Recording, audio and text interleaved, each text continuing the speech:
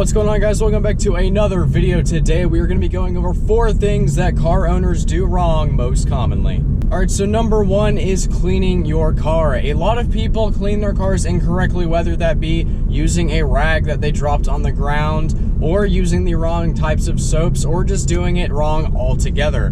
Using an automated car wash is convenient and fast, but it is not good for your car's paint and sometimes your wheels as well. The reason is most automated car washes use a belt-driven system to pull your car along without you having to move your car. This is nice, but however, if they grab your wheel incorrectly, it could curb your wheel, which nobody wants. Trust me, I have personal experience with this. One of my wheels has been curbed by a car wash, and I was not a very happy camper. The next reason is the little soft parts that come in contact with your car's paint can hold onto dirt and grime left behind by other cars that went through the car wash, which then can be rubbed up against your car, scratching your paint or clear coat. So if you have the time, avoid an automated car wash and clean your car yourself. Up next is improper maintenance, and what I mean by this is things having to do with oil changes, tire changes, things like that, basic engine work and maintenance that needs to be done to keep your car running healthy. Not changing your oil could have some major consequences. It leaves behind dirt and grime, which can get in between stuff, mess up the lubrication, and could eventually lead to your motor having to be replaced. Up next is pressure washing your engine bay. Although it is a good idea to pressure wash your car from a distance away,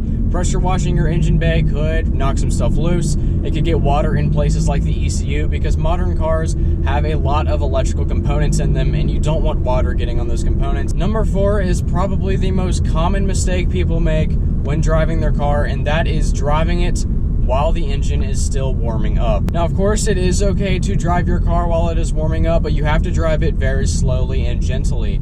The mistake a lot of people make is they get in their car, they turn it on, and they start going as hard as they can because they are rushing somewhere or they just want to have fun or what have you. When your car has been sitting for a bit or overnight, all the oils in the car move to the bottom of the engine. When your car is warming up, it is circulating the oil throughout the engine to lubricate everything. If you don't allow this to happen, you could be having parts move around without proper lubrication, which can lead to premature wear or full-on engine replacement. Alright, I hope you guys enjoyed this little video. If you did, make sure to like and subscribe, and I'll see you guys in the next one. Take care.